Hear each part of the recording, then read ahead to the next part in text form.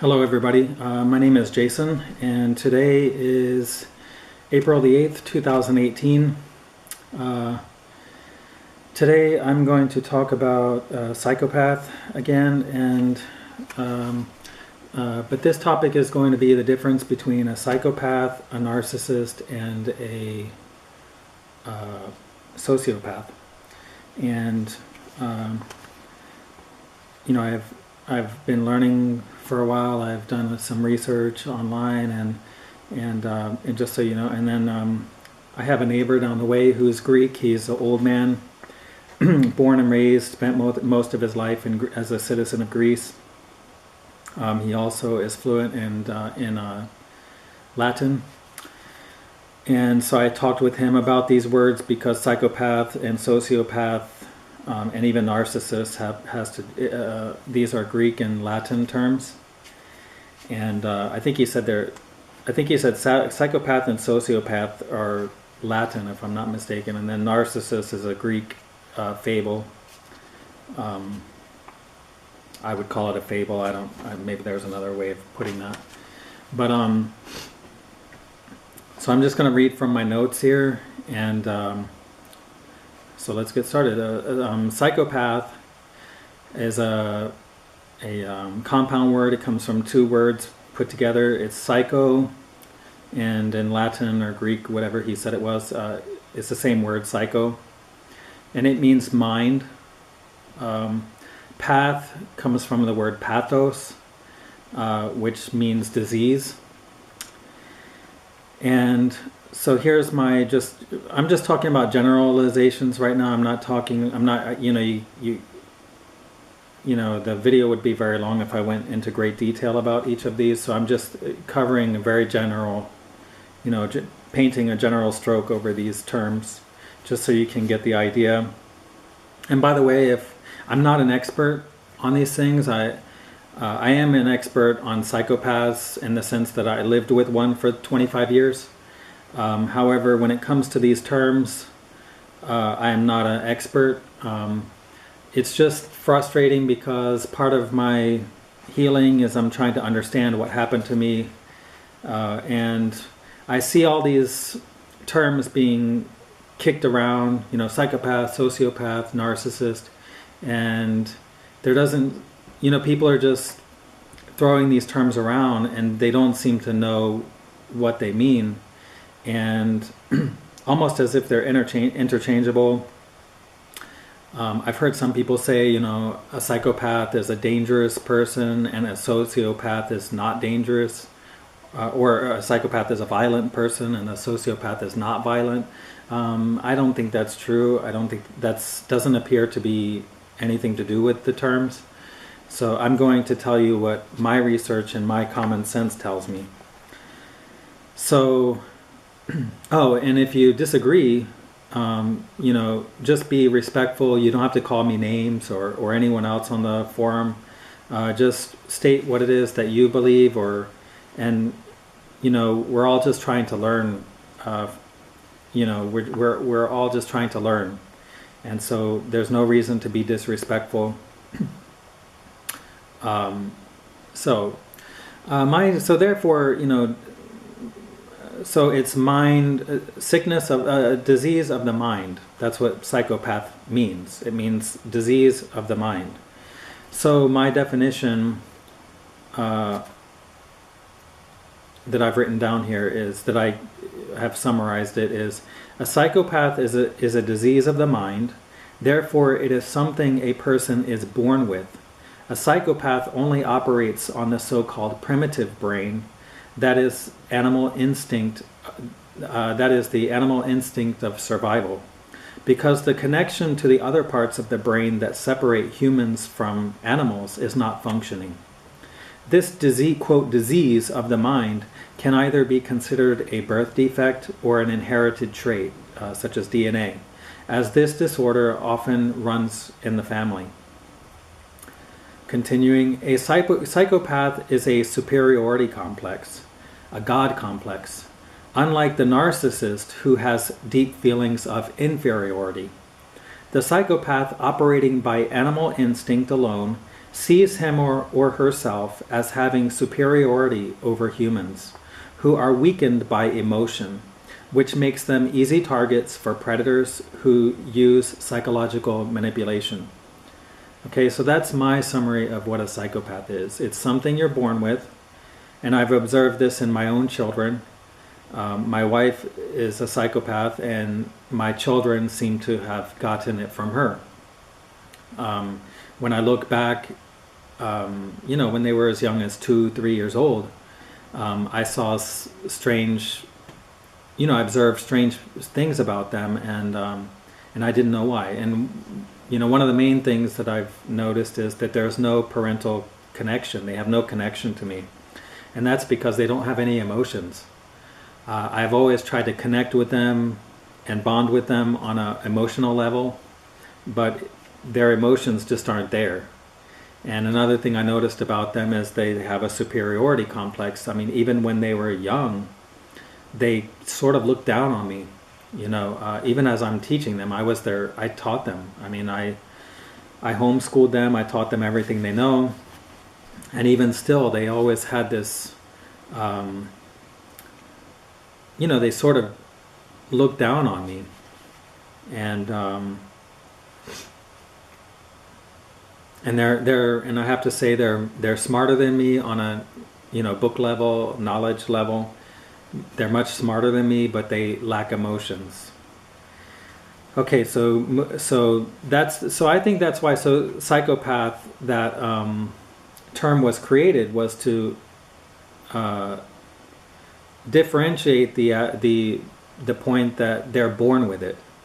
Okay, in fact, they can do scans on the brain, and half of their brain isn't even operating. Okay. Now moving on to sociopath. I'm going to state right up front, I believe that sociopath and narcissist are one and the same. A sociopath, socio is referring to society, and path is once again disease, pathos. So it's a disease of the society. So this term was created, I believe, to differentiate people who are not born with any sort of brain damage or DNA, problems, but instead they were born with normal brains like everybody else, but that their disease is as a result of their upbringing. In other words, their society. So this is the definition that I've come up with for sociopath. A sociopath is a disease that comes as a result of the society or environment a person grows up in. In other words, it comes as a result of a person's upbringing. It is not something a person is born with. It is my opinion that the terms narcissist and sociopath describe the same disorder. A narcissist is an inferiority complex that usually stems from verbal, physical, emotional, or sexual abuse. The narcissist, as a coping mechanism, creates an alter ego in order to, in essence, erase the abuses they suffered as a child. The ego that they create is perfect in their minds and must be defended at all cost. A sociopath, now it has, let me clarify that last statement. The reason the ego has to be defended at all cost is because it's an inferiority complex. If their ego is not, that they created, if that ego that they created is not perfect, then that means they must face the fact that they're damaged, and that would bring them back to the original person that got abused. So they will not face that abused background, and so they prop up the false ego, and they defend it at all costs. A sociopath basically has a double personality. However, the original person, the child that was abused, is suppressed deep in the unconscious mind. The person may not even know that this personality exists. They will have suppressed it and convinced themselves that they had a good upbringing. In fact, that is often That is often a telltale sign of a narcissist, because a narcissist, if you ask them about their upbringing, they will often describe a perfect, idyllic family, whereas most normal people would admit that their family had lots of flaws and problems when they were growing up. So I know a guy on who has an internet channel, and I like his videos. I learn a lot from him, and he was surprised, and I think he suffers from some amount of narcissism, and he was going to hypnotherapy, and the hypnotherapist was finding out things about his past, about his childhood, that were very troubling, and when he would come out of the hypnotherapy, the therapist would ask him about, just kind of roundabout, would just kind of hint at, like, not tell him what happened, but just hint at a little bit, and just say, for example, I'm just guessing, he didn't get into details, but let's just say he would, ask him again, are you sure your upbringing was really good, like your family was perfect and everything? And he would say, yeah, I never had any problems growing up, and the therapist was going, really, because that's not what you're. And again, he didn't give any details, and even the therapist didn't seem to give him any details at all of what he said or how. But the therapist was, obviously knew that that was not the case, and that those childhood memories were so traumatic that the patient had suppressed them completely, and he wasn't even aware of those. He wasn't even aware of those abuses that he incurred. They were just pushed so deeply into his subconscious that only a hypnotherapist was able to delve into the unconscious and see, in fact, what happened.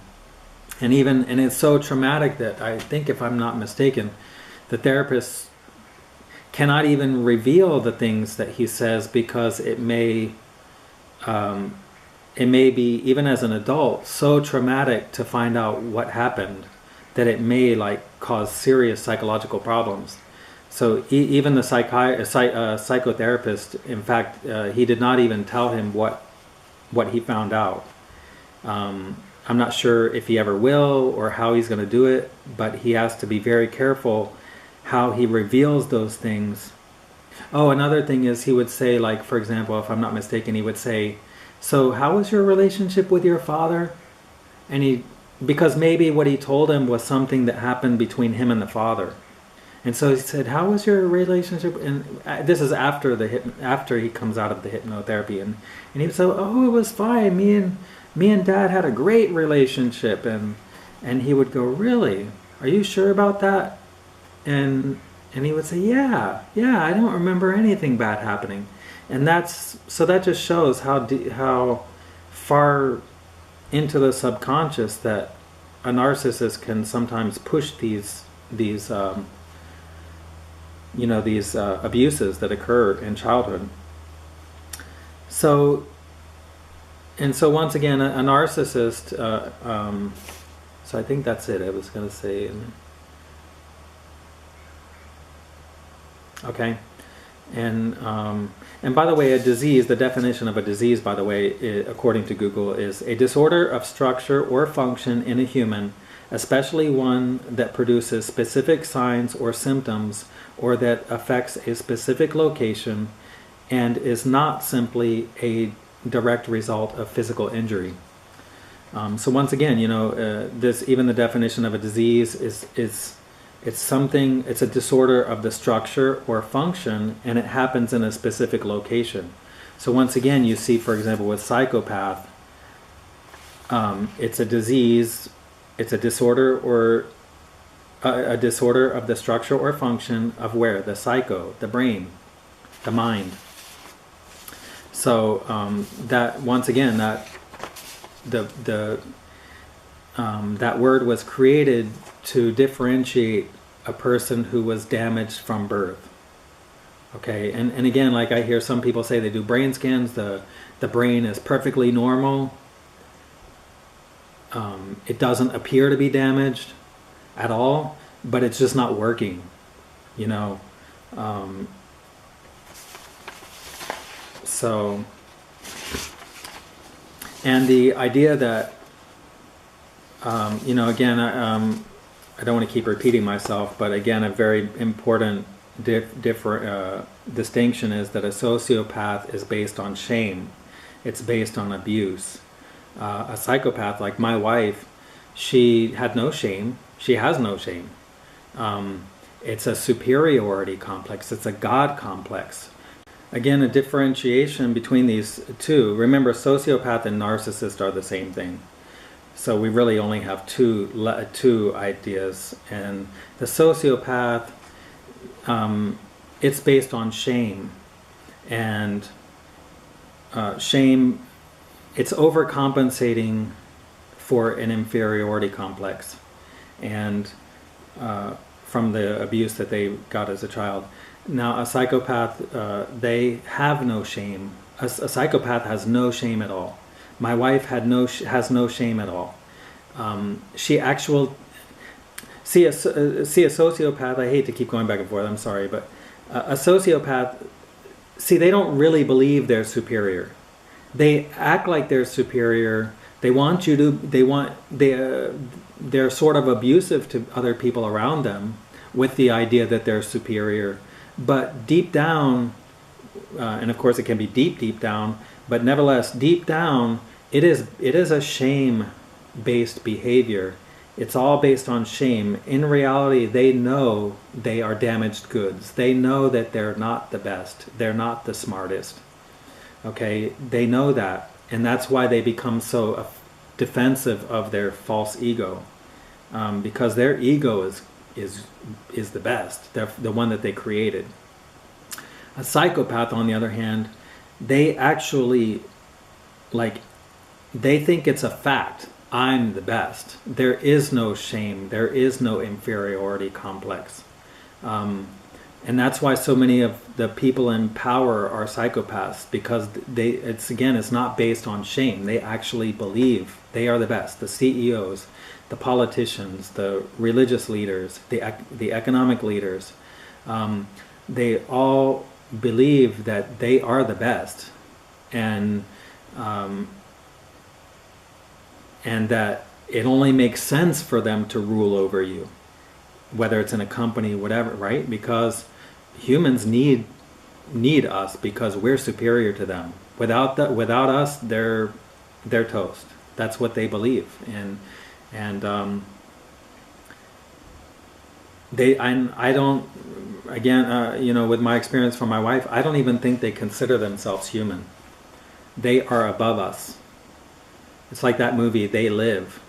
I mean, I think that's what They Live was all about, the movie They Live, where the psychopaths are superior. They had all the best jobs, and so again, that's a major difference. And also that also explains why psychopaths, they don't get heated if you how do you want to say it? If you criticize them. They just think you're an idiot. Like, they don't get upset like a narcissist would. A narcissist, you criticize them, they're going to explode because they cannot hear criticism. A psychopath is just going to not care what you think. They don't like you criticizing them, but they really don't care because they just think you're an idiot. Okay, so again, it's a totally different mindset. So that's all I have for today. I hope that's helpful to you, and I hope you learned something. And again, if you disagree with anything I've said, just put a comment and just be respectful, because I'm just doing my best, and everybody else that comments, I'm sure they're just doing their best to understand and these disorders. So that's it. Have a good day, and see you next time. Bye-bye.